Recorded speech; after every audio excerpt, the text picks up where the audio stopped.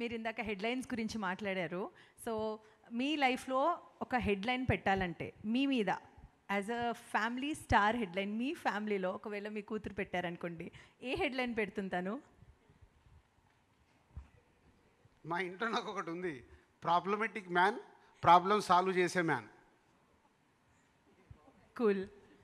ఇంకొకటి, ఎప్పుడు చూసినా ఒక ఎనర్జెటిక్ ఫామ్లో ఉంటారు మీరు. అంటే మీరు అన్నారు ప్రొడ్యూసర్కి చాలా స్ట్రెస్ ఉంటుంది, ఇంకా ఉంటాయి కదా కొన్ని, ఫ్రైడే వరకు lot of tensions and preparations ఉంటాయి, కానీ మిమ్మల్ని చూస్తే అలా కనిపించదు. What is that secret of your energy? నిజంగా చెప్పాలంటే నేను చాలా స్ట్రెస్లో ఉన్నాను.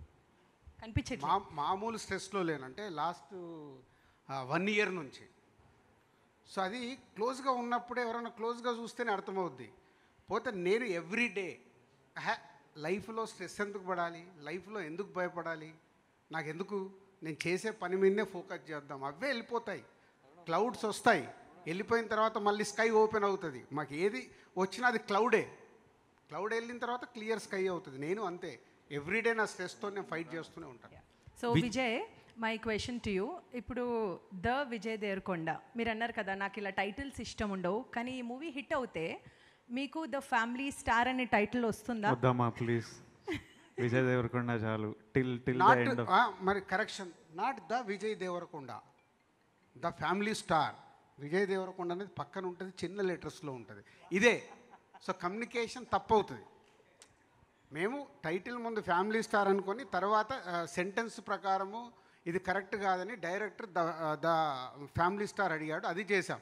పోస్టర్లో వాళ్ళేదో విజయ్ దేవరకొండ వేస్తే ద విజయ్ దేవరకొండని హైలైట్ చేస్తున్నారు, కానీ ఇప్పుడు లెటర్ చూడండి, విజయ్ దేవరకొండ లెటర్ చిన్నగా ఉంటే ద ఫ్యామిలీ స్టార్ పక్కకి వెళ్ళిపోయింది, ద విజయ్ దేవరకొండ అన్నారు. సో ఇలాంటిదే నా భయం. విజయ్ హియర్ మీ కెరీర్లో biggest block buster Arjun Reddy. మిమ్మల్ని చూసిన వెంటనే ఆ సినిమా గుర్తొస్తుంది. అండ్ ఇప్పుడు ఫ్యామిలీ స్టార్ వైబ్స్ బాగున్నాయి, చాలా పాజిటివ్గా ఉన్నాయి. అండ్ ఆ సినిమాని ఇది రీప్లేస్ చేస్తుందా? సక్సెస్ వైడ్ అంటే ప్రొడ్యూసర్కి అండ్ మీకు ఆడియన్స్కి. అంటే కమర్షియల్ సక్సెస్ విత్ ద అనే క్యాలిక్యులేషన్లో Geetha Govindam did way better than Arjun Reddy.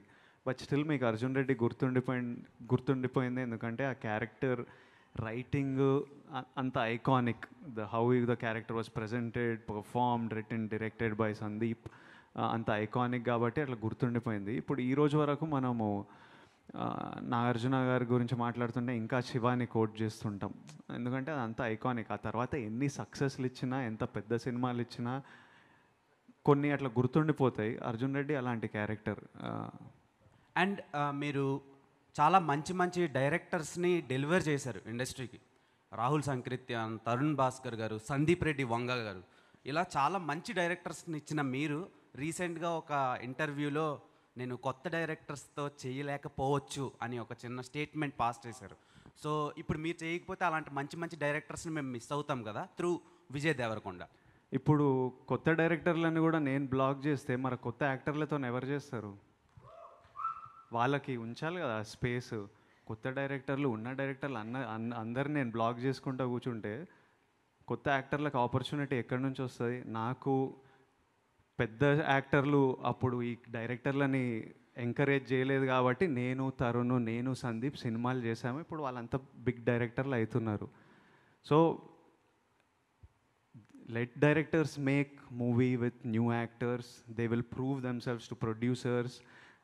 వాళ్ళకు కూడా ఎక్స్పీరియన్స్ వస్తుంది. అండ్ ఇమీడియట్లీ ఇంకా నేను ఆ ఇంటర్వ్యూలో ఏమన్నా అంటే వాళ్ళు సక్సెస్ హిట్ ఫిలిం తీయాలని లేదు, ఒక సినిమా తీస్తే I have more information to work with. ఇప్పుడు మనం ఓ స్క్రిప్ట్ ఓకే చేసినప్పుడు ఓ సినాప్సిస్ అడుగుతాం, నరేషన్ అడుగుతాం, కొంతమందిని స్టోరీ బోర్డ్ చేయమంటాం, మ్యూజిక్ వింటాం. ఇంత ఇన్ఫర్మేషన్ తీసుకొని డైరెక్టర్ సినిమాకి ఈ విజన్ ఇది అని అనుకొని లాక్ చేస్తాం.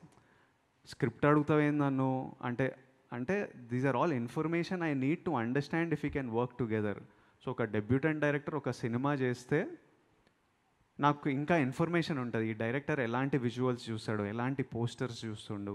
Because the load of budgets on my movie are not small. ఇప్పుడు పెళ్లి చూపులు 60 lakhsలో తీసినాం, ఎట్లనో అట్లా ప్రమోట్ చేసి సినిమా బాగుంటే రికవర్ చేయొచ్చు. ఇప్పుడు బడ్జెట్స్ ఎంత హ్యూజ్ అయినాయంటే I have responsibility towards the buyers to the producers. I have to, నేను ఒక సినిమా ఓకే చేసిన అంటే చాలామంది దాంట్లో దిగుతారు. So I have to make sure that my choice basics are right at least as much as possible with the information. ఆ రోజు నాకు ఉన్న ఇన్ఫర్మేషన్తో నేను తీసుకున్న డెసిషన్ మంచి డెసిషన్ ఏరా అని నాకు అనిపించాలి. దానికి ఎంత ఇన్ఫర్మేషన్ నా దగ్గర ఉంటే అంత better. So that is my reason for wanting film makers to have at least made ఒక్క సినిమా అన్న తీసిన వాళ్ళు ఉంటే, irrespective of success or failure, నాకు వాళ్ళ స్టైల్ వాళ్ళ టేస్ట్ అర్థమవుతుంది. Then it's easy, then script నచ్చితే చేసేయడమే. మృణాల్